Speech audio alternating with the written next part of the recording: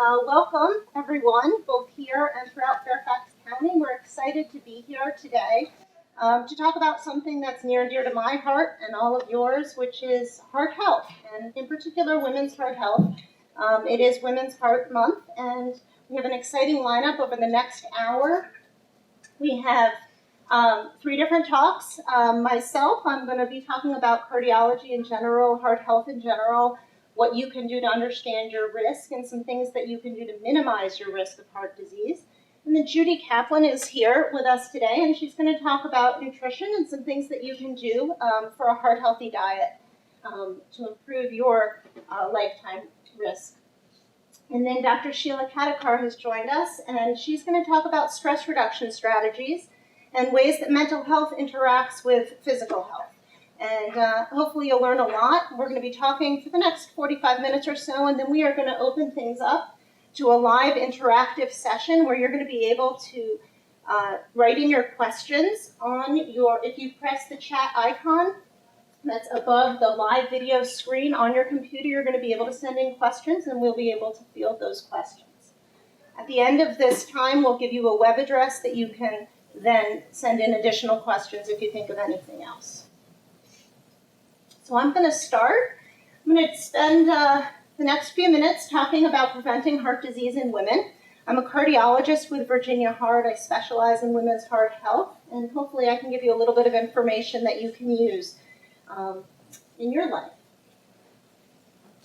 So I'm going to start off by defining the problem. Why do we care about heart health? Why is this something that's important to us? How do you know if you're at risk for heart disease? And what you can do to minimize your risk. We're going to go over some of the new guidelines for cholesterol lowering, for blood pressure lowering. We're going to talk about smoking cessation, and then I'll get into a few of the supplements that people ask me about in terms of minimizing their heart risk. So why do we care about heart disease? We care about heart disease because it's the #1 killer of men and women in America. Amongst women, it beats out the combination of stroke, breast cancer, lung disease, lung cancer, all put together.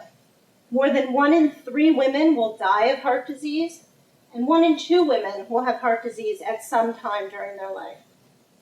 And in fact, more women than men die of heart disease each year in the United States. This is just a graphic representation of this, and this looks at the years from the 70s through the present, and you can see we're doing a pretty good job. Over the last 10 years, the rates of cardiovascular mortality have really come down, but women are in light blue and men are in the dark blue, and you can see more women are dying of heart disease than men. So the question I ask myself often is, why are more women affected by heart disease? I think that there are a couple of different things that come together to make this happen. The first is that women are more likely to have risk factors for heart disease, things like being overweight, having high blood pressure. Women may be less likely to know that they have heart disease when they do indeed have heart disease because they may present differently. And we're going to get into that in a minute. Women are often so busy taking care of other people that they don't have time to take care of themselves. We're taking care of our children, our students, our parents, and we don't have time to take ourselves to the doctor, watch what we eat, and get our exercise in. And the other part of the problem is with the medical establishment. The women's complaints are less likely to be taken seriously. So when a woman goes to the emergency room with symptoms of what turn out to be heart disease, they are less likely to get a cardiology consult, they're less likely to get an EKG, and they are more likely to get an anti-anxiety pill than anything else. One of the things I touched upon was that women often present differently than men. So whereas men may typically present with that clutching elephant sitting on your chest pain, women may present differently. They may present with more subtle symptoms, things like difficulty breathing, increased fatigue, indigestion, back pain, nausea, passing out, something that may not be classically thought of as heart disease. So it's important to know your symptoms and know when something is different so that you can be your own best advocate. So before I go into understanding your risk of heart disease, we're going to do a little cardiology 101. So the heart is what I think of as the most important muscle in the body. Its job is to pump blood and oxygen to the rest of the body, and it's supplied by 3 blood vessels that supply blood and oxygen and nutrients to the heart muscle. Within these blood vessels come the blood and the oxygen and the nutrients, and if not enough of those things get to the heart muscle, then a problem happens. So over time, cholesterol and fat develop in the lining of those blood vessels, which can cause a narrowing in those blood vessels. We call this plaque, and it can build up over time. Everybody has some degree of plaque, but over time you can get a successive narrowing. And if you have things like diabetes, or if you're a smoker, or have high blood pressure, you may be more at risk for developing more plaque. Now, if you get a severe narrowing in that blood vessel, and it doesn't allow enough blood and oxygen to get to the heart muscle, then when you exercise or walk and your heart is asking for more oxygen, you're not able to provide that, and you get chest pain. And that's what we call angina. If that plaque gets a crack in it, and then a blood clot forms, then you may not have any blood or oxygen to that part of the heart muscle, and that's a heart attack. So when we talk about things that you can do to minimize your risk, we're talking about things that you can do to minimize that plaque buildup, and things that you can do to minimize the risk of that plaque having a crack in it and a blood clot. So then the next question is, who is at risk? And what can you do to decrease your risk? So the American Heart Association put something forward a few years ago about women and heart disease, and they divided women into 3 different categories. There are women who are at high risk for heart disease, women who are at risk for heart disease, and women who are at optimal risk for heart disease. Now, the high-risk women are the women that you would think. They're women who have established heart disease. They may have had a heart attack. They may have had a stroke or peripheral vascular disease. They may have kidney disease or diabetes. Those people are at high risk for heart disease. Then there are the people who are at optimal risk. They're the ones who have a healthy lifestyle. They eat a heart-healthy diet. They get their 150 minutes a week of moderate intensity aerobic activity. They have perfect blood pressure and cholesterol and blood sugar. That's not most of us. Most of us don't fit into that category. Most of us fit into that at-risk category. So who is at risk? You're at risk if you have one or more of these risk factors, including high cholesterol, cigarette smoking, high blood pressure, poor diet, inactivity, if you're overweight, if you have a family history of early heart disease, if you've seen that you have coronary calcification on some other study, like a CAT scan, for some other purpose. If you have something called the metabolic syndrome, which is kind of like a compilation of a few different of these risk factors, like diabetes and high cholesterol and increased body circumference. If you have an inability to exercise. If you're a woman who during your pregnancy had issues with blood pressure, preeclampsia, or gestational diabetes, you're considered to be at risk. Or if you have a systemic autoimmune disease like lupus. So I'm going to go back to this at-risk category. So there are a lot of ways that you can determine whether you're at risk if you have any of these things. And we also have calculators out there that you can talk to your doctors about, which can give you some idea of what your lifetime risk of heart disease, and it plugs in some different numbers, and that's going to be important when we talk about the new cholesterol guidelines. So the first risk factor that I'm going to talk about is high cholesterol. We care about this because almost half of women over the age of 20 have elevated cholesterol. And when you go to have your cholesterol checked, your doctor probably will ask you to be fasting, and you'll come back with 4 numbers. One is the total cholesterol, which is a compilation of the numbers. Then you're going to get the HDL, which is the good cholesterol, triglycerides, which I think of as sort of the fat in the blood, and the LDL, which is the bad cholesterol. And that's the one, as cardiologists, we focus most on, although all of these pieces of cholesterol are important to know and to work towards improving. So every 5, 6, 7 years, new guidelines come out that tell us how we should treat cholesterol. And since the purpose of treating cholesterol is to decrease your risk of having a heart attack or a heart issue in the future, these guidelines have become very important. We used to treat to a target number. We used to say, you have this degree of risk, and we want your LDL to be below 100 or be below 70, and it would sort of depend on who you are. Well, the new guidelines are a little bit different. They talk about a % reduction from where your baseline cholesterol is, and they identify 4 groups that they think would benefit from statin therapy. Statins are cholesterol-lowering medicines like Lipitor or Zocor or Crestor that have really been shown to decrease the risk of heart attack and dying of heart disease. And those 4 groups are those high-risk individuals we talked about. They're diabetics between the ages of 40 and 75. Any individual whose LDL or bad cholesterol is more than 190.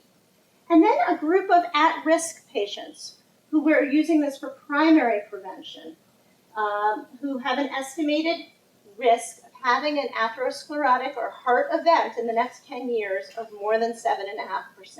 And that's where those risk calculators come in, and it may be worth talking to your doctor about. So there are a lot of different ways to lower cholesterol: eating a low-fat, low-cholesterol diet, increasing your physical activity, losing weight, and then we have our medications. And I always, always start with lifestyle first. You can't do anything with medications if you don't start with lifestyle. The second major risk factor that you can modify to decrease your risk of heart disease is smoking. Women who smoke are 2 to 6 times more likely to suffer a heart attack than non-smokers. And just 1 to 4 cigarettes per day can increase your risk of having a heart attack 2 to 3-fold. But the good news is that quitting smoking can really decrease your risk. It eliminates 1/3 of that excess risk within 2 years, and by 10 to 14 years, your risk of having a heart attack from smoking alone is equivalent to a woman who never smoked. So what can you do to quit smoking? It's really hard, like all of these lifestyle changes, but I recommend that patients pick a quit date. They get the support of their colleagues, their loved ones. There are support groups. I've seen a lot of good results with hypnosis and acupuncture. There are a lot of alternative methods, and there are a lot of pharmacologic therapies out there now that can help you stop smoking. But I tell my patients if they have one thing that they can do, if they're a smoker, that would be the #1 thing that they could do to minimize their risk. The third category is hypertension. This is the third thing that we can focus on to minimize our cardiovascular risk. 1 in 3 adults have high blood pressure, and high blood pressure is more common in women than men over the age of 65. High blood pressure is generally defined as blood pressure above 140 for the top number and above 90 for the bottom number, although guidelines for this have been recently changed as well. The JNC8 came out this year with new guidelines in terms of blood pressure treatment, and we're actually a little bit more lenient, especially in the elderly, in terms of blood pressure numbers. But if you're under the age of 60, treatment should be initiated when your blood pressure is under 140 over 90. Is above 140 over 90. If you're over 60, when your blood pressure is above 150 over 90. If you have diabetes or kidney disease, we're a little bit more stringent. And if you're diagnosed with high blood pressure, you should have it checked again in a month and start initiating treatment and have it checked repeatedly to make sure that you get it under control. The fourth major risk factor that we can control is blood sugar. Diabetes is a huge problem in America. It's estimated that 20 million Americans are diagnosed with diabetes. About 8 million people don't know that they have diabetes. And 87 million have pre-diabetes, which means a blood glucose that doesn't quite meet the criteria for diabetes, but still puts you at significant increased risk of a heart attack.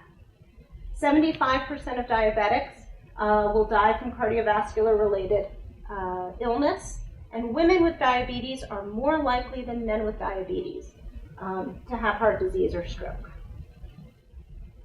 So this is just the definition of diabetes. It's a fasting blood sugar above 126. If you're between 110 and 125, you're considered a pre-diabetic. That's where a lot of emphasis on lifestyle changes and things that you could do in terms of your diet, which we're going to get into later, can really help improve those numbers. And then there are medications out there if needed.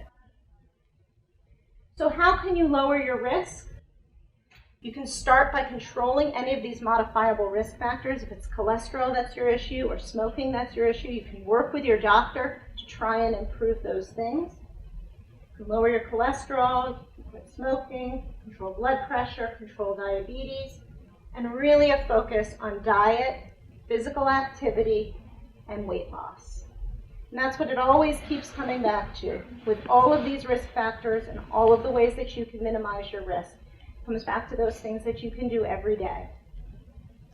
So I would be amiss if I didn't put a food pyramid in, especially for Fairfax County school teachers and the school system. But Judy Caplan is going to talk in much more depth about the food pyramid and about healthy eating. So I'm going to talk a little bit about physical activity.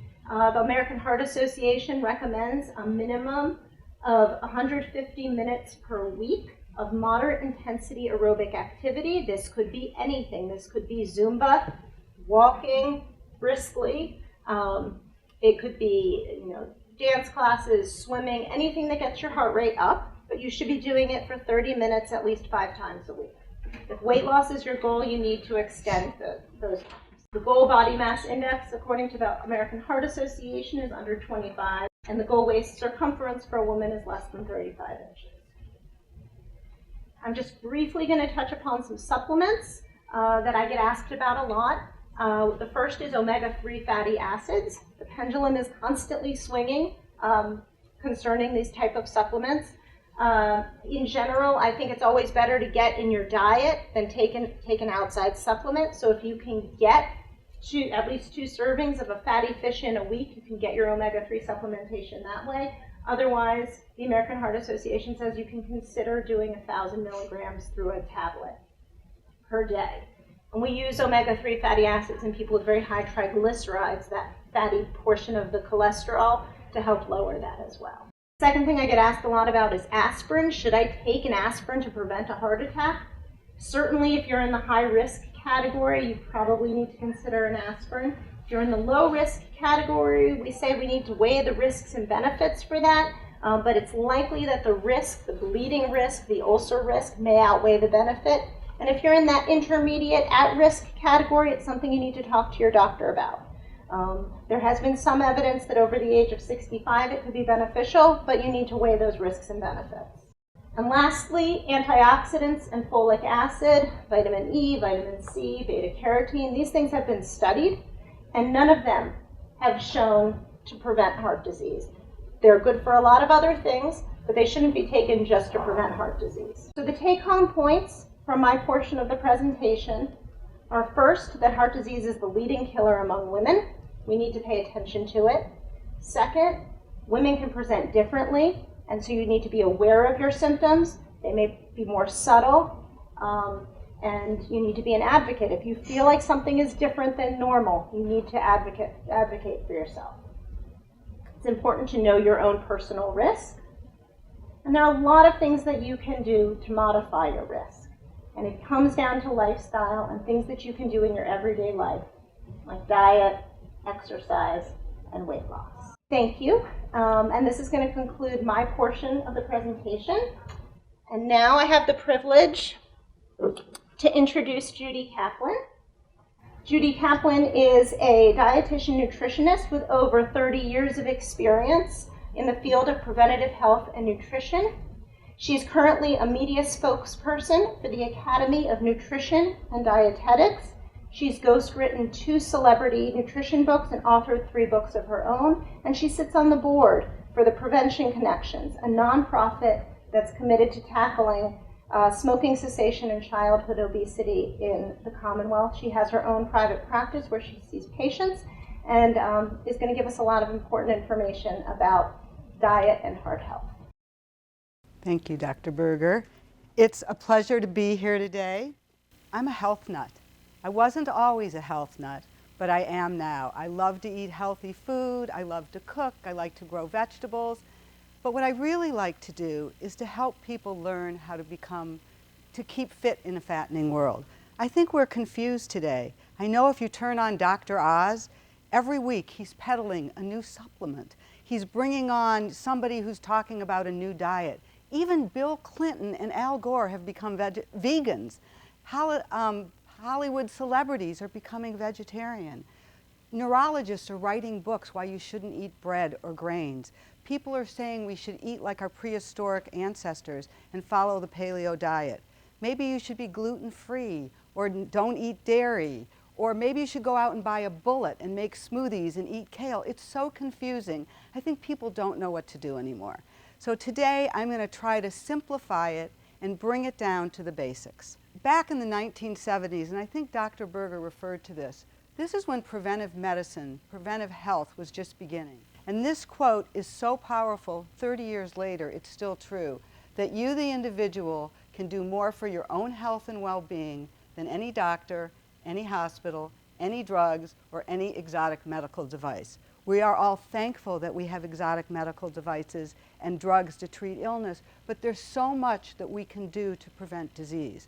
Now, back in 1979, we were just beginning to connect food and heart disease, but we sort of got it wrong. The main guidelines back then were a very low-fat diet and a lot of carbohydrates, but we weren't paying attention to the kinds of fats people were eating or the kind of carbohydrates. Fast forward to 2011, and you have a surgeon from the Cleveland Clinic. Cleveland Clinic is probably the premier heart institute in this country. They may do more medical heart procedures than anywhere else. Well, before we get to this quote, back in the early 2000s, somebody at the Cleveland Clinic woke up. They started to connect the dots. Why are we serving food that's causing the disease of the patients we're treating? And you know what they did? They kicked out McDonald's, they kicked out Burger King, they kicked out Taco Bell, and they began to connect the food that people were eating with what they were serving in their hospital. And then in 2011, you have a cardiac surgeon saying that heart disease is a foodborne illness, and we're never going to end the epidemic with stents, with bypass, with drugs, because none of it's treating the causation of disease. And again, we are grateful that we can treat disease, but as Dr. Berger said, one of the best things we can do is prevent disease.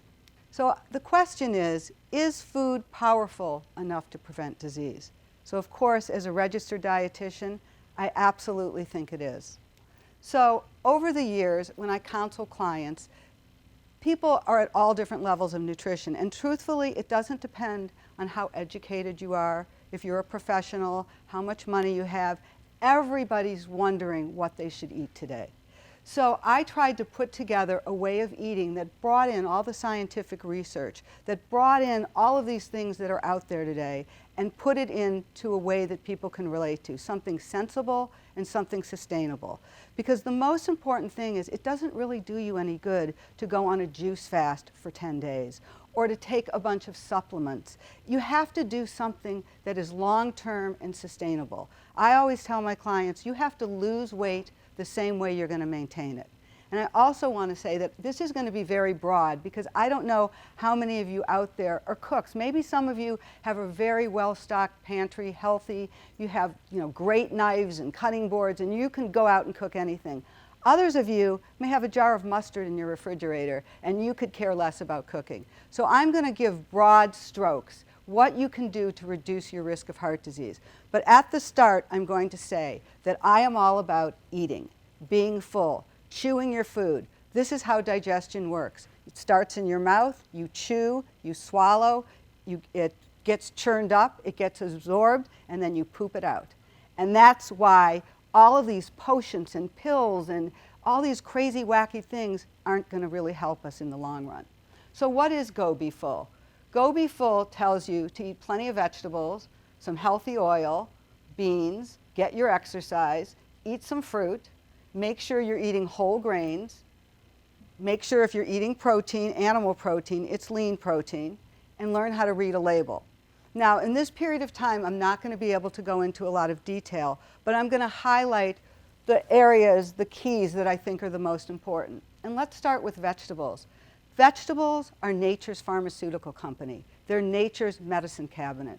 All the pigments, the reds, the greens, the yellows, those are biologically active substances that go into your system and feed your cells. They are the disease preventers. They build your immune system. A lot of people say, Well, I don't have time to eat vegetables. I don't have time to cook them, and I certainly don't like them. Well, here's how you start. You say at breakfast, you can eat vegetables at breakfast. Make an omelet. Throw in some spinach, tomatoes, onions. Maybe top it with some avocado. Maybe over the weekend, make a carrot cake out of whole wheat with whole wheat flour or a zucchini bread. And you can have a little piece of that for breakfast. What about taking your whole grain bagel, putting some hummus or avocado on it in the morning and adding spinach and tomato and run out the door with it? There's almost, or you could use your NutriBullet and make a juice, a smoothie, add spinach to your smoothie. Or, juice some beets and carrots and cucumbers. Mid-morning, forget the Hershey Kisses and the cupcakes that are running around probably Fairfax County Public Schools, and bring in chopped up vegetables. Use hummus and guacamole. Forget the pita chips and the corn chips. Lunch, now there's a salad place on every corner. All you have to do at any shopping center is turn around and there's a place to get a salad.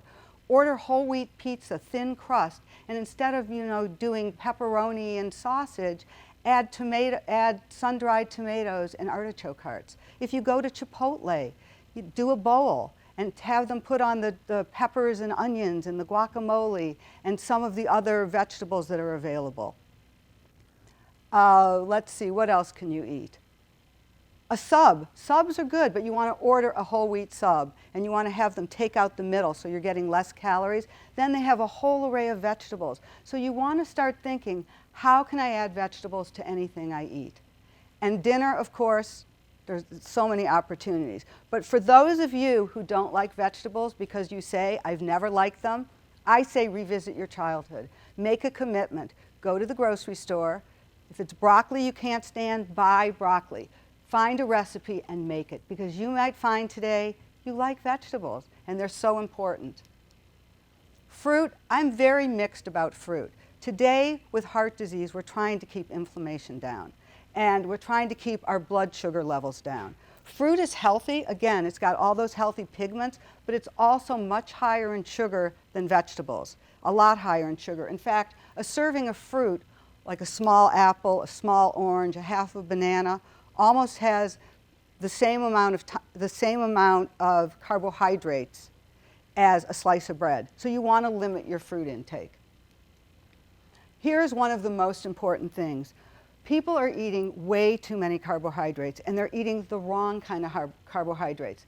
This is a kernel of wheat. It's got a bran and a germ and an endosperm. They take the bran out, that's where all the fiber is. They take the germ out, that's where the vitamin E and healthy oils are. And what's left is white starchy flour. When it hits your system, your blood sugar rises. So what happens is, a long time ago when they first started developing or milling grains, people came down with what was called the 3 Ds, dermatitis, diarrhea, and dementia. And that started the government fortification program. They knew to add back these nutrients to prevent disease.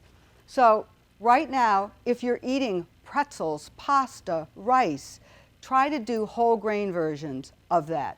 Bring in some of the ancient grains, quinoa, amaranth, spelt. There's so many ways to get carbohydrates. And as a dietitian, I am not in favor of a completely no-carb diet. We need carbohydrates for energy. Let me quickly talk about fats.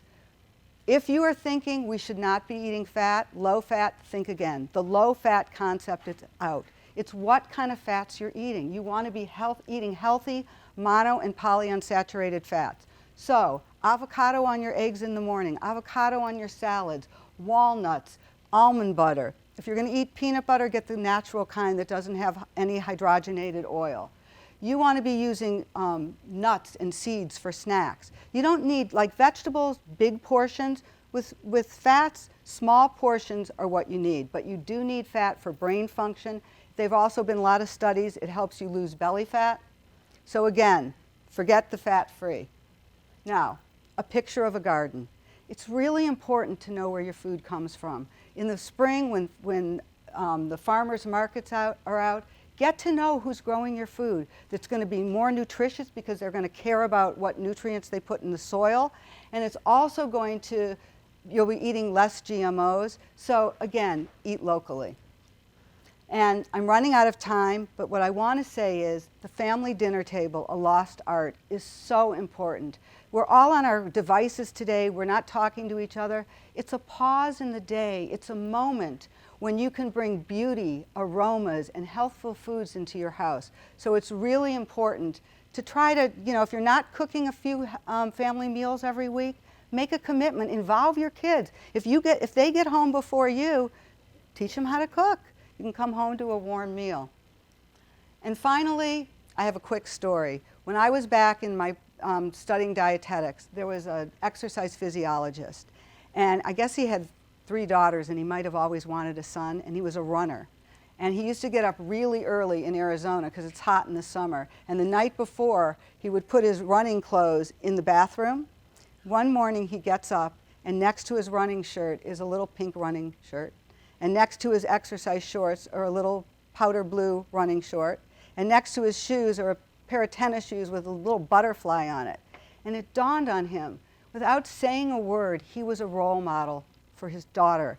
And I think working at a place like Fairfax County Public Schools, especially where you're teaching kids, it's so important to be role models. You have an opportunity to not only have kids come out educated about getting a job or computers, but to be able to, when they're 30 and 40, be healthy and not succumb to heart disease. So again, I just want to say thank you, and you have an opportunity there.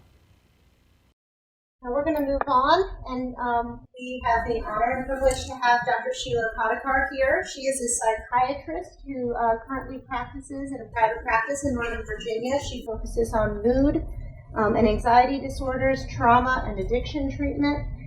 She did her undergraduate education at Cornell University and her medical school at the University of Texas, and then came here locally and studied psychiatry and did her residency at George Washington University. She is here to talk to us a little bit about the psychosocial factors that are involved in heart disease. Thank you, Dr. Berger. Thank you for having me come and talk a little bit about how psychiatry and psychosocial factors can help us modify our risk and heart health. So after this talk, I'd like to have you be able to understand the relationship between depression and anxiety and coronary artery disease in women, and also learn some ways that you might be able to reduce anxiety and depression, and hopefully thereby improving heart health, and also some signs that you may need to seek the help of a professional. So what is anxiety? Anxiety is an emotion characterized by feelings of tension, worried thoughts, and physical changes such as increased blood pressure or heart rate. And anxiety can come in many forms. Now, a little bit of anxiety can be helpful. If you need to stay alert, if you're driving on an icy road, for example, it can help you with your reaction times, and we can handle a little bit of anxiety. The danger comes when it becomes chronic and it starts to interfere with the way you're functioning, with work, and that becomes a disorder. And that can come in many forms. Generalized anxiety is constant worry about anything, really. And social phobia is another type where you're nervous in social situations such as in school, public speaking, for example. And then panic attacks are another form of anxiety where you have a lot of physical symptoms: increased heart rate, blood pressure, sweating, tremor. Obsessive compulsive disorder is another form of anxiety where there are fears that cause somebody to do repetitive actions. For example, fear of getting sick may lead someone to wash their hands repeatedly, and it can become so severe that it prevents them from doing things that they need to do in their lives. Hypochondriasis is worry that you may have one or more illnesses, despite having multiple tests and reassurance that you don't have the disease. So here are some physical symptoms of anxiety. And as you can see from the list, they encompass almost every system in the body: the gastrointestinal system, diarrhea, upset stomach, dizziness, sweating, elevated blood pressure, palpitations, numbness, tingling. And as you can see, a lot of these do resemble some cardiovascular symptoms. And it is hard in the emergency room. Sometimes people with panic attacks can present with symptoms very similar to a heart attack. So anxiety in women. Anxiety disorders are the most common group of illnesses in our population, and the lifetime prevalence in women is higher than men. And depression, the definition is feelings of loss of interest, sadness, depressed mood, and it also encompasses a variety of symptoms such as problems sleeping, sleeping too little, sleeping too much, helplessness, hopelessness, change in appetite, loss of interest in activities, and sometimes even thoughts that life is not worth living.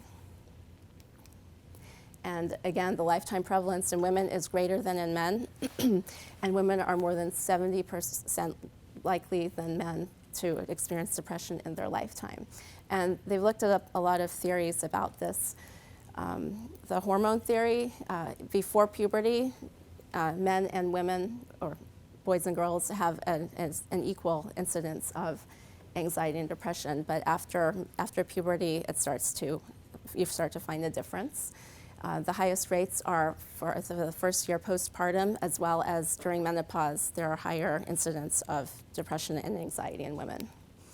They've thought about rumination as a coping style. More often in women, people have noted that women tend to dwell more on the negative than the positive, and that might lead to more depression. And also in society, the multiple gender roles that women have to uphold. I think Dr. Berger mentioned the worker, mother, wife, lots of different roles that they need to perform and a lot of expectations. But the good news is that women are also more likely to get help. And so what is the association between coronary artery disease and anxiety and depression? There's a lot of recent research on the mind-body connection. Psychological stress increases our stress hormones, and it produces a state of emergency in our body. So you have an increased heart rate, increased blood pressure from the glucocorticoids and catecholamines, which are stress hormones. Now again, a short-term increase of these stress hormones our bodies can handle, but if they're sustained, then it can produce changes in our body that can actually cause some physical symptoms such as decreased heart rate variability, increased blood pressure over the long term, which can lead to an increased risk of a coronary event. There are also behavioral factors that increase risk of coronary artery disease.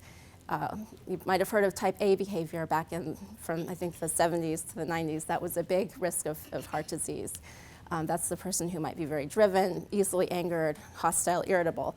The early data said yes, there was a link between type A behavior and a risk of heart attack, but later on the research said that it was not significant. However, if somebody is in a chronic state of anger or hostility or anxiety or depression, there is an increased risk of coronary artery disease. And then there are other behavioral factors, and it has been shown that people who suffer from anxiety and depression have more trouble modifying these risk factors, such as diet, exercise, and even taking medications regularly.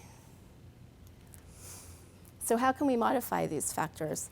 There are behavioral ways that we can work with to help with both the mental part of anxiety, which is the thoughts, but also the physical symptoms of anxiety. So I'm going to talk a little bit now about how you might be able to do this. There's anxiety and stress reduction training, and this is really good to help with the physical symptoms of anxiety. And cognitive behavioral therapy, which can help to modify the way you think about a situation to help reduce your anxiety. Lifestyle changes and social supports, and then also there's a role for mental health treatment. So one way to reduce stress is meditation. Recently, there's been a lot of research talking about the way that mindfulness-based meditation can help with reduction of anxiety. Mindfulness is basically trying to keep yourself in the present moment and becoming aware of your body and the way you're feeling in the moment. It prevents you from going back and ruminating on past events that might cause problems with anxiety, as well as worrying about what might happen in the future. And there's evidence to suggest that it can both reduce heart rate and blood pressure, as well as reduce anxiety and depression. So John Kabat-Zinn is somebody who really has done a lot of research in this field, and he talks about the body scan meditation. And I've left a link up here where you can actually go and try to, he guides you through this meditation called the body scan. Basically, you're checking in with your body, and it's best to do it while you're lying down, and you start at your toes, and you check in with each part of your body to see how it's, you focus on one part, and then slowly move up your body, and it helps you relax and reduces your physical sensations. Progressive muscle relaxation. A lot of times you may be tense and you might not even know it. So, then when someone gives you a back rub, they say, oh wow, you have knots, you're really tense. And so progressive relaxation actually helps you become attuned to how your muscles are reacting. You actually take one group of muscles at a time and tense them, and then you relax them. And this helps you understand when you're tense and when you're relaxed. And the hope is that then when you do have a stressful situation, you can become attuned to what your body's doing, and you can then relax, and then you can reduce your physical symptoms of anxiety. Abdominal breathing, that is when you take a deep breath and you contract your diaphragm, you breathe in through your nose for 10 seconds, and then breathe out for 10 seconds. And this improves oxygen flow to your body, and so that can help to reduce the symptoms of anxiety as well. And then there are other stress stoppers, and you may be able to come up with other ways to help reduce your own stress level, but some things that seem to help are counting to 10 in your head before speaking. You can walk away from a situation and return to it later also. Cognitive behavioral therapy is a psychotherapeutic model that helps to modify the way somebody perceives a situation. Often people have ways that they react that might actually be maladaptive rather than helpful in tackling a problem or a stressful situation.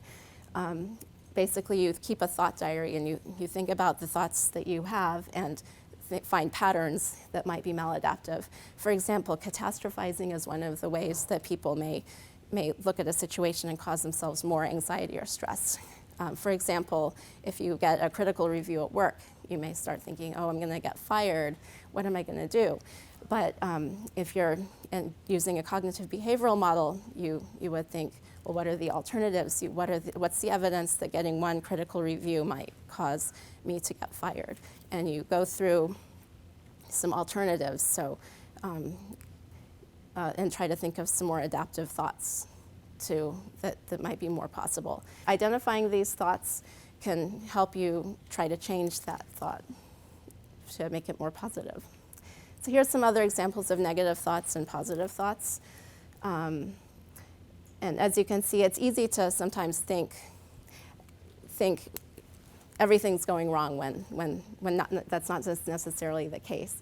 And so when you're practicing cognitive behavioral therapy, you start to identify that that's the way you're thinking, and you can try to turn it into a positive experience. And then there are some other ways to modify stress: getting plenty of sleep, exercise, healthy diet, enlisting positive supports in your life who can help you if you're having a tough day, and also making sure to, in your busy schedule, trying to schedule pleasurable events. Even if it's just 5 minutes, and reading a book, listening to music, taking a walk, and making sure that you are trying to remain in the present rather than in the past or the future, and also to reduce your risk factors like smoking, alcohol, and excessive caffeine. And then you can always seek professional help, and this would be if you're having more severe symptoms, if they're interfering with your work or personal life, or if there's any thoughts of suicide or that life is not worth living. That's it. Thank you. Great, that was wonderful. Thank you so much. We are now going to move into the question and answer portion. We've received some questions, and I think we're going to do it in a panel style and try and address them appropriately based on who the question is addressed to.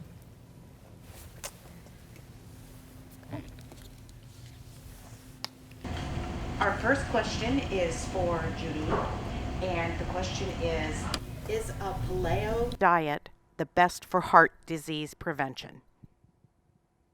I call it paleo. I don't really know how it's said, but actually I don't love the paleo diet for heart disease prevention. I think giving up paleo basically means you're eating a lot of protein, you're eating seeds and nuts, you're eating limited amounts of fruits, and that's really it. You're not really eating any grains. And I think, I don't buy their theory. Their theory is when we were, prehistoric, or living in the prehistoric times, we were eating tons of protein. But I think we weren't killing animals all the time. I think we would kill an animal. We didn't have refrigeration. You couldn't eat the whole animal in one day. And it was probably going to be a significant period of time before you killed another animal. And in between, you ate grasses and seeds and nuts. So that would not be my first choice of a healthy diet. I don't think it's a bad diet, but I don't think it's sustainable long term. And if you can't do something that's sustainable, I don't think it's necessarily a great diet. Thank you. The next question, Dr. Berger. I'm a 63-year-old African American woman with fairly high cholesterol and moderately high blood pressure. Should I be seeing a cardiologist in addition to my primary care physician? That's a great question. I do see a lot of patients who come to me for risk assessment, particularly people who have family histories of heart disease or a number of risk factors, and they're trying to determine what the best course of action is, what they can do to minimize their heart risk. I often see people in consultation, but then I really work with their primary care physician to try and adjust those risk factors and to do things and to treat them long term. So certainly a consultation is definitely beneficial, but then we really work with your primary care provider to get those risk factors under control. Another question for Judy. Is controlling calories the best and most important thing to watch when trying to lose weight? That's a very interesting question because we used to think a calorie was a calorie, but we don't think that anymore. Yes, calories are definitely important, but 100 calories of a Snickers bar and 100 calories of broccoli and cauliflower is going to be metabolized very differently. So I think not only looking at calories, it's the quality of the food you're eating, how it's going to be metabolized, and what the components of that food do to your body. Next, Dr. Berger. Do you have a recommendation for premenopausal women and heart care? So for premenopausal women, you should certainly be seeing your primary care provider. If you have increased risk based on family history or other medical conditions, you may want to see a cardiologist. But it really comes down to those major risk factors. So making sure that you know your numbers, that you know your blood pressure, your blood sugar, your cholesterol numbers, make sure you know what your target weight is, and really spend the time in those premenopausal years to set yourself up for a long, healthy, heart-healthy life. So get into those habits, those healthy eating habits, the exercise habits that will then carry you forward. Okay. Judy, are frozen vegetables as good as fresh vegetables? This will surprise you, but actually they're pretty close. When they do nutrient breakdowns, it's pretty close. And my feelings are, if you're going to eat vegetables and you have to eat frozen vegetables, go right ahead. The most important thing is getting vegetables into your diet so you're getting those plant compounds that we know prevent disease and increase your immunity. Okay. This question I'm going to leave open for either Dr. Berger or Judy. Do you believe in taking supplements?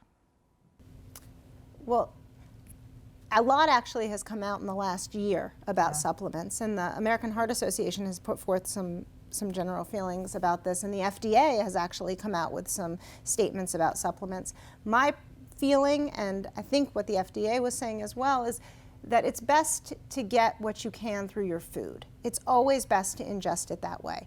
So calcium, omega-3, vitamin C, vitamin E, if you can get that in your diet and you can get enough of it, then it's always better to do that. If you are unable to get enough of it in your diet, then that's when supplements can come into play. I do still see a lot of patients on vitamin D, which I think is helpful and something that we do need to supplement. But certainly with calcium and some of the other supplements, if you can get enough in your diet, you don't need additional. Is that? I what you- basically agree with you. I used to be a big proponent of supplements till all the studies kept coming out saying they really weren't doing that much good, and I really didn't want to hear that, but I have to believe it. But I think I think the problem with supplements, like I said, you hear about something on Dr. Oz and you take it. We're forgetting that supplements are biologically active compounds, and we really don't know what they're doing. And if somebody just says, oh, we'll take 25 milligrams of this and 100 milligrams of that, and you really don't know what you're doing, and maybe you have thyroid problems that are undiagnosed, you can get into trouble. So I recommend, if you want to take supplements, see a physician, a dietitian, somebody who knows about them, so you're not randomly, medicating yourself. And again, first line of defense to me, like Dr. Berger, is always food. Great. Dr. Berger, how reliable are treadmill stress tests? My 2 stress tests have been negative, but I still have chest pain and pain between my shoulders that last for several hours. What should I do? That's a good question. So one of my focuses is on diagnostic testing, and we have different kinds of stress tests that we use for different patients based on who you are, what your risk is, what your baseline EKG is. Some incorporate just walking on a treadmill, some use imaging along with the walking on the treadmill. They are good screening tools. They give us a lot of good information about prognosis. They can pick up things, but no test is absolutely perfect. If you still have ongoing questions, you should definitely seek, a medical opinion, because no test is perfect, and you know your body the best. Judy, if I'm trying to lose weight, should I avoid all carbs? Well, there are carbs in vegetables. So even if you're eating vegetables, you are getting some carbs. There are carbohydrates in fruit. I think if you're trying to lose weight, the first place you start are with your grain carbs. And certainly you get rid of the refined stuff. And then depending on, how long you want to go no carbs, I think it's safe to eat, 2 servings of carbs a day, which equals, I'm going to rattle off all these things, a slice of bread, a half a cup of oatmeal, 5 Triscuits, a third of a cup of rice. So if you think you can survive on that little bit of carbs, physiologically you can if you're eating plenty of vegetables and a little bit of fruit. So yes, it's safe, and that really is the first place to start cutting when you're trying to lose weight.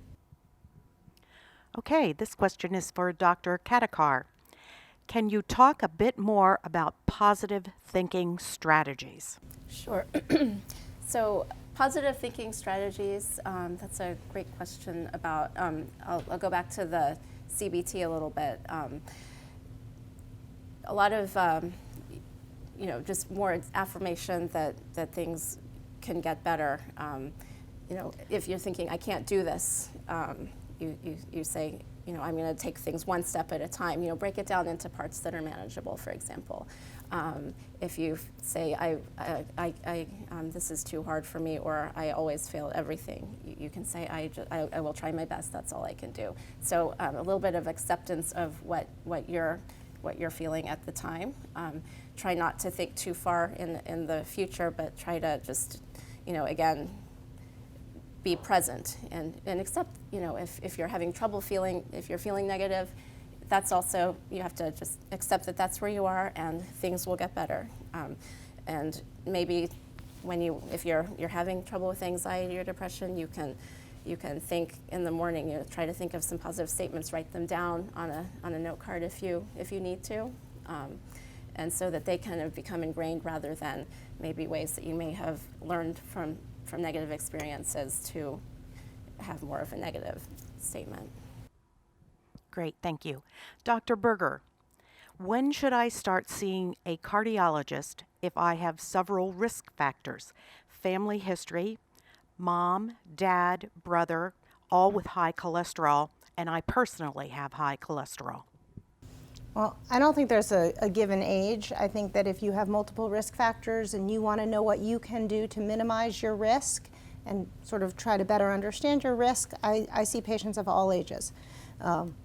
I guess I see all adult patients. But you know, I don't think that there's a magic number that everybody should see a cardiologist. It sort of depends on who you are and what you want, what kind of approach you want to take to your health. And if you want to have a proactive approach to try to minimize your risk, I'm happy to see people at any point. Another one for Dr. Berger. Can you get rid of pre-diabetes by changing your diet and exercise? Absolutely. I see it every day. Absolutely. There is a lot that you can do by changing what you're eating, changing your activity level, losing weight. I see people going from pre-diabetes to having normal blood sugars all the time.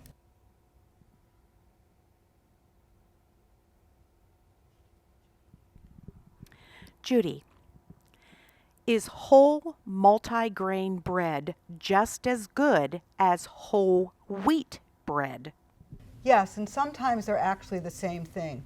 What you want to look for on a label, you want to go down to the bottom of the label where the ingredients are, and you want to make sure that the first ingredient is 100% either whole wheat, rye, oats, and you want to, as the label continues, each ingredient gets less and less. But you want to avoid things that say bleached, enriched.